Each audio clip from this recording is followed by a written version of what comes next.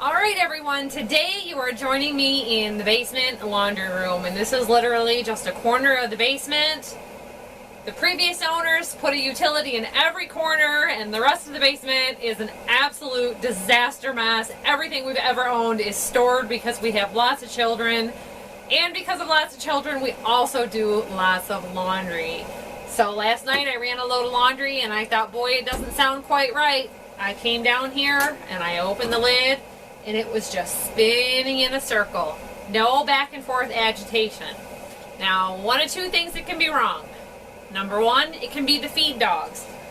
We have a washing machine with a tower in it, or an agitator, and if that can't spin back and forth from the feed dogs, then they can be stripped. They're easily replaced. It's really only a few dollars, and there's no need to run right out and buy a new washing machine.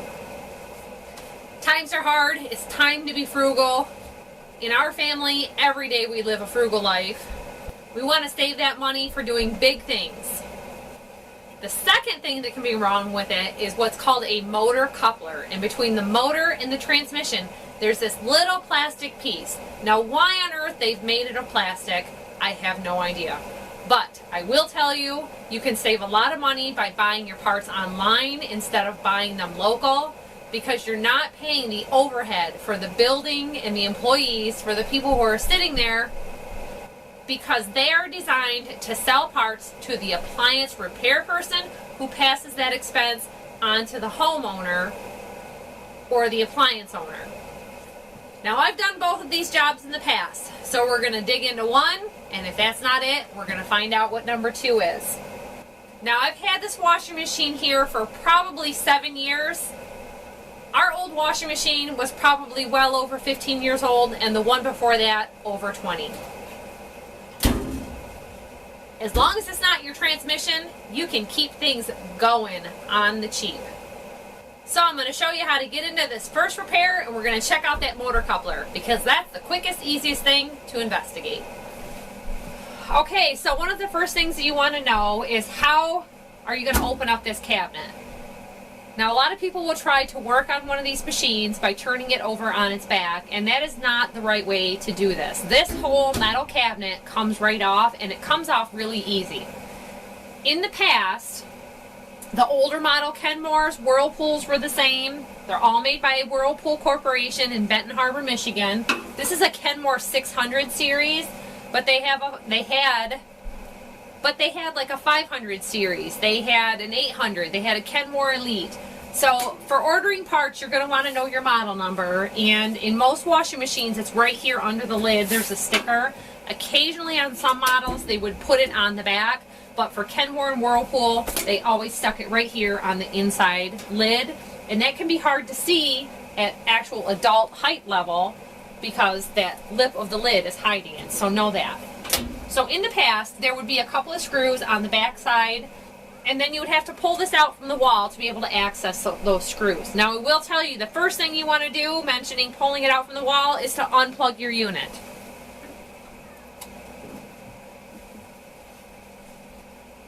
No amount of appliance repair is going to save you any money if you're ending up in the emergency room, spending all your hard-earned money and your entire day there. So, these have switched to a prong style, and you just use a putty knife of some sort. I don't recommend using a screwdriver, and you just push this in until you make contact and keep going, and you should hear it pop up.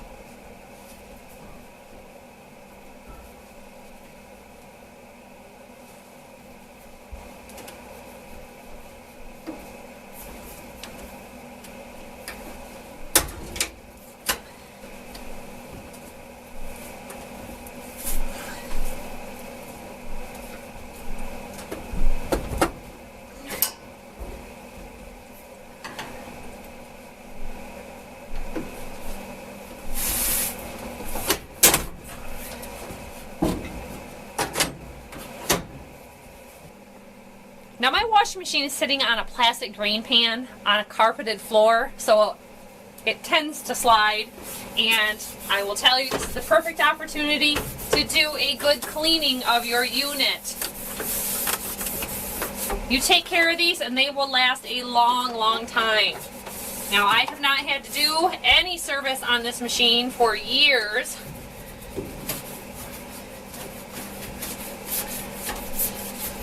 And I don't mind doing the work to save the family money, because I don't see any joy in going out shopping for new appliances. This is a wiring harness that goes from your control panel to your lid switch. So we're going to want to disconnect that. You can normally just do it with your little finger here, pull that up and slide it out, because that is going to free this way. And then you can just tuck that up aside here. Now, these little gold colored prongs here, you just push down in them and forward and they pop right out. This is real easy to do, and right now that is the only thing holding this cabinet over the rest of the washing machine. So let me show you how to do this. Push down and pull it forward and it pops right up. Now, that's just sitting inside of a little bracket right there.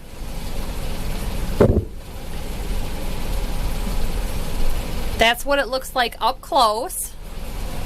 And then when you put it back in, it just goes that way into the back panel, and then you push it down into the cabinet.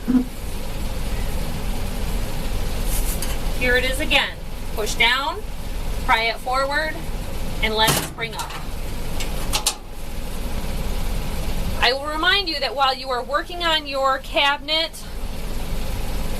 be conscious of the homeowner or your own appliances, and put something on top of the dryer or on the wash tub if you're using that for work surfaces, so that you don't put your tools and inadvertently scratch the top,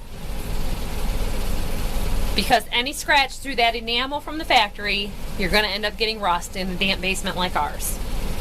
Okay, so I wanted to just back up the camera for a minute and show you how this is going to work. Now, like I said, I've got my plastic pan on the floor that works in case there's any flooding, dripping, oil leaking, or anything like that. I didn't want to get the carpet ruined, and it's just easier to pull it out for me for vacuuming and cleaning whenever we can get to that. So if you just lift the lid, don't let this slam down on your hand because it hurts. Now, just real easy, tip this forward, don't slam your hand, put another hand on the back, use your hip or your leg, and just keep going with it.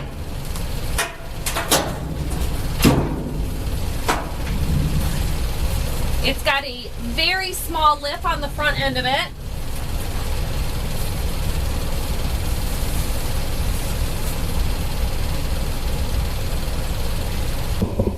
Now, this is my mess in all its glory of all these years sitting here, so it's a basement and it's dusty and messy and full of spider webs. So there's a lip on the front end of the cabinet that catches on this framework right here. So we're going to go ahead and take this opportunity to clean this all out. I found a quarter. Okay, so with a little bit of housekeeping, we are now ready to go.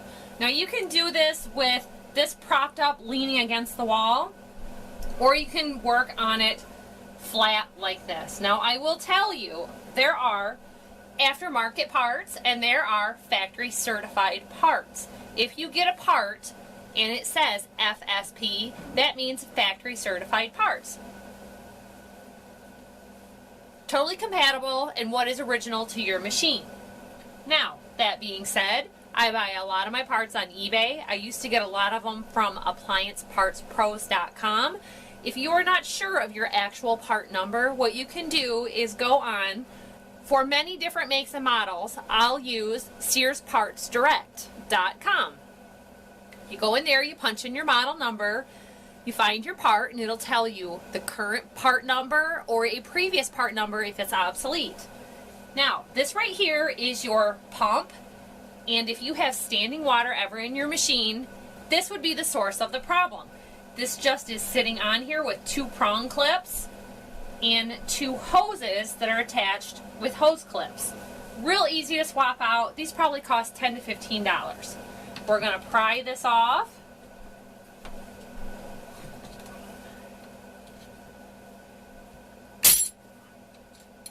Now these come out real easy, as you see.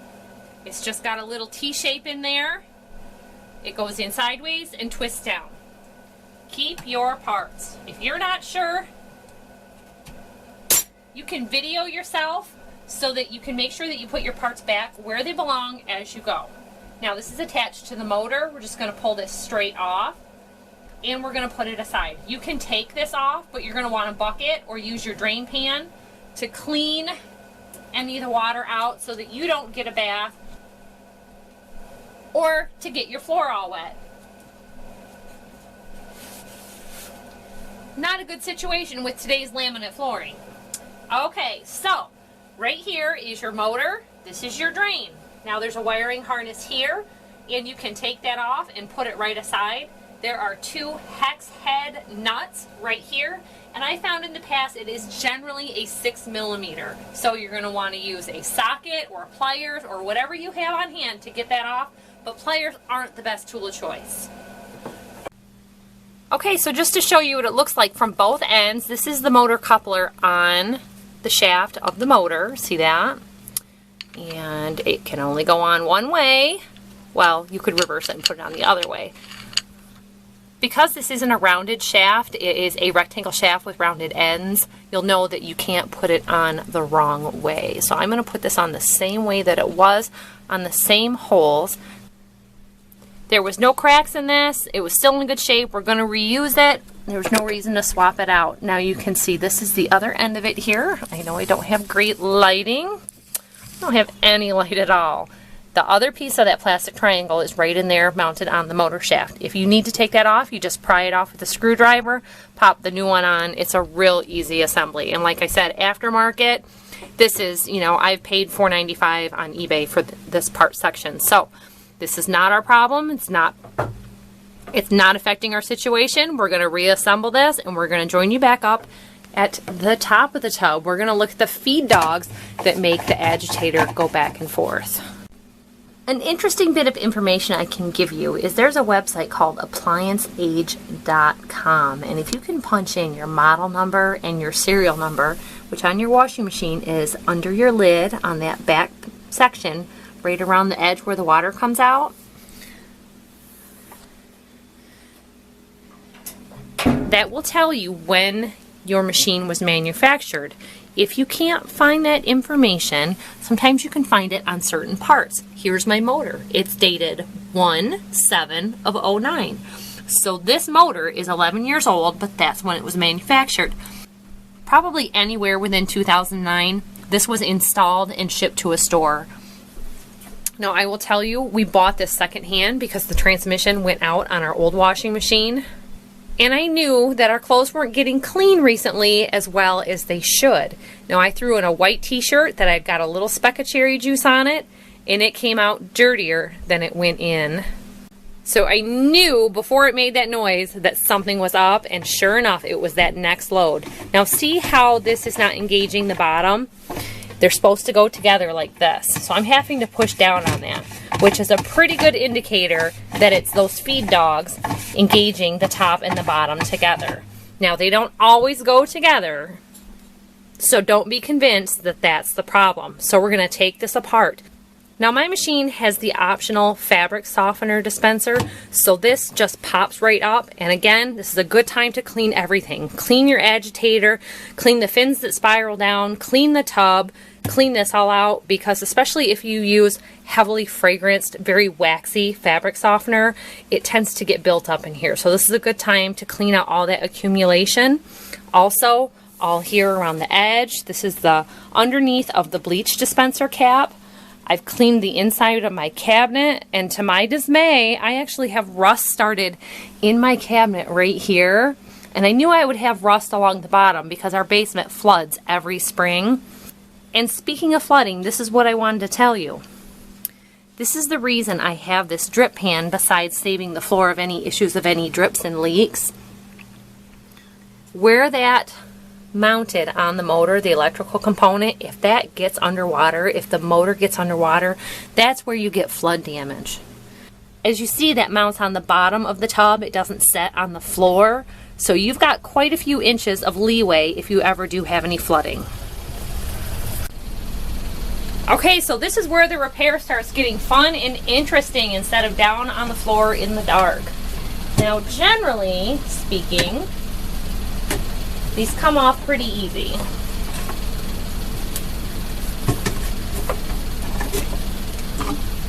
Now you've got a little plastic cup inside of there, and then the outer part.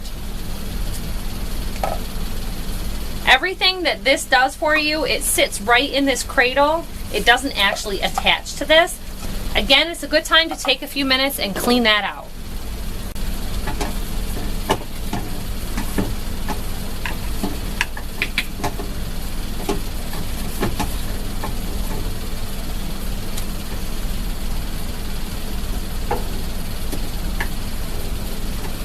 Okay, I've got some locking tabs, and I'm just pushing those inwards on a twist to help pop this off.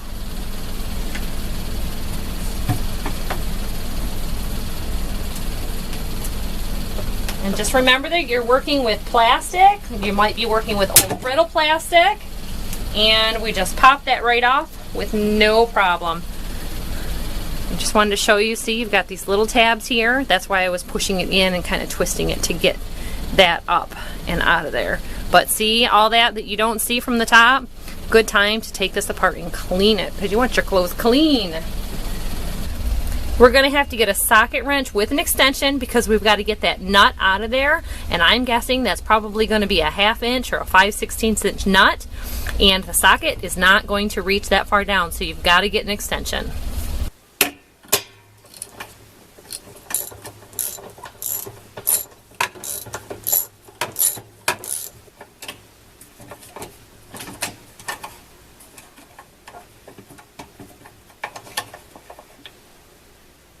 There we go. There is the first part out.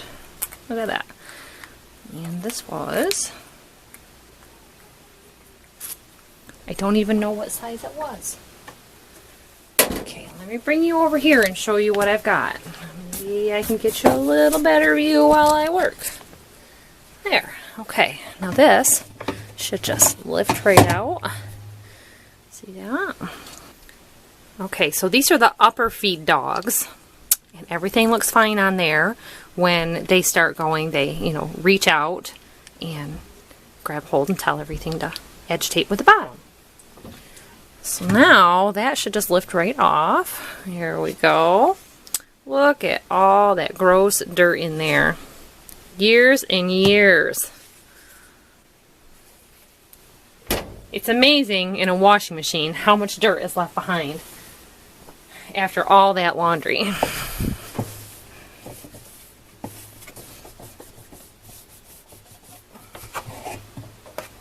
Alright, all that just lifts right out. Now we can get to the truth of the matter.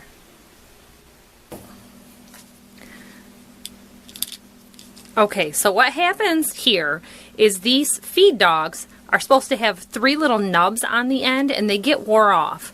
So this is called a cam bearing, and it's just a little plastic sleeve. It sits on over the top, and there's a couple locking tabs on each side. I've already disconnected those so that I could pull these out, and these are just sitting right in here. Look at this. That's all there is to taking that out.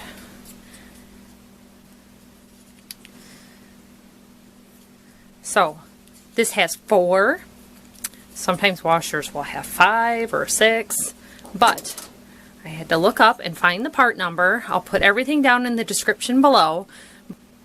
If you look at those up close, they're almost rounded on the end, and I'll show you a picture of what they're supposed to look like new.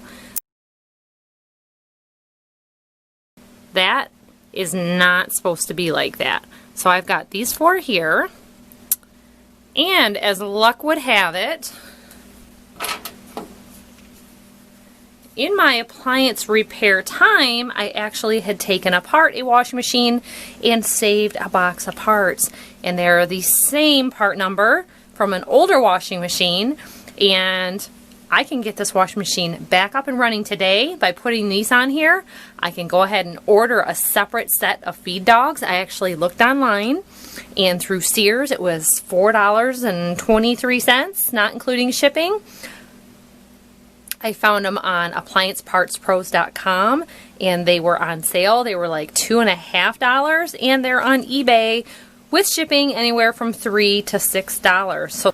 So somebody semi-local to me actually had them, and I'm going to go ahead and order them and put these feed dogs on, and then at the first sign of trouble, I'll already have my part on hand sitting on the shelf so that I can swap them out since I'm using used parts. Now, a lot of appliance guys that come to your house will use used parts, and that's fine. Things like a used transmission or a used motor can really save you a lot of money. So to take these out, you just simply lift up on them, replace it with the new one, and this locking collar or cam bearing goes right on top with the little tabs facing up.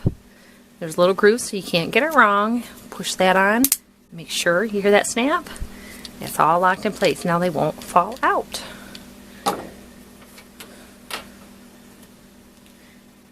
Now, 1 or 2 of these still had a good amount, and I know there's a correlation to one thing.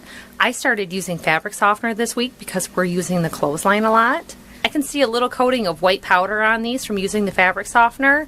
So these can be cleaned up and saved so that if I have like one that's bad or one that's totally stripped, I can still get by with a decent one if need be. So you might be wondering at this point, looking at all the parts you have left, what goes on next? Sometimes you just kind of have to figure it out as you go. So we've got the agitator in, then the top part of the agitator, and this is where your feed dogs are going in next. They go in like this. I've got my screw and my spring assembly all right here, ready to drop in. Oh, that's looking wonderful.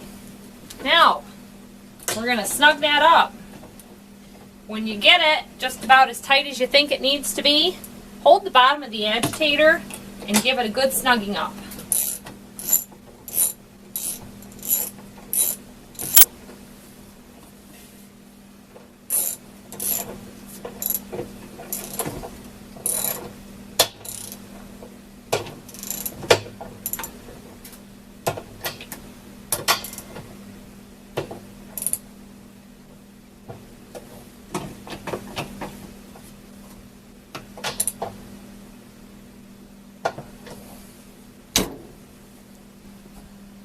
All right, we're almost there. It is looking more like a washing machine again. So you see these grooves, rubber gasket, little locking tabs.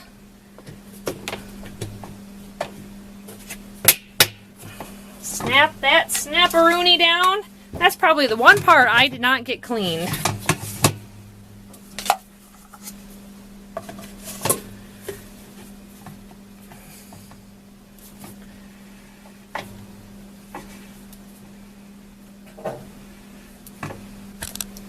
So now it's all working like it should. There you go. I'm not having to push down to make it work. Okay, so now you can see our cabinet is on. We've got it sitting right there, and the next thing we have to do is lock it in place. Now you can choose to attach your lid switch at this point. I find it can be in the way sometimes. I'm going to show you the neat trick about lining these up. And some washing machine models are different than others. But as far as Whirlpool and Kenmore is concerned, they want you to be able to push this right in. So I have to make sure that my back is lined up before I push down on it. And it helps to do it two-handed. So I'm going to have to put the camera down for just a second and get that fully lined up. The key here is making sure that the metal front lip goes under the frame. And this drain pan I have was interfering, so I just lifted it up again. Now,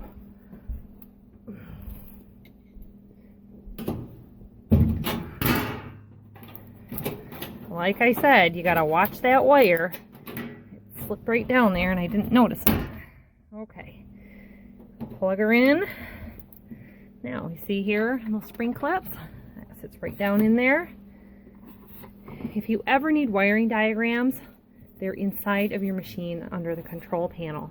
This is your timer, your water fill valve. Sometimes washing machines can overflow. I have a video on that on an older machine. They can get wore out, especially in heat. and become loose because they don't put any kind of hose clamp on there. So as long as you're this far, if you want to, you can put a zip tie on there or a hose clamp and save yourself future trouble. See that right there?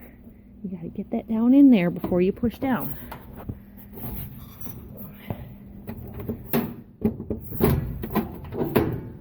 Okay, I got to tip it up and rock it back.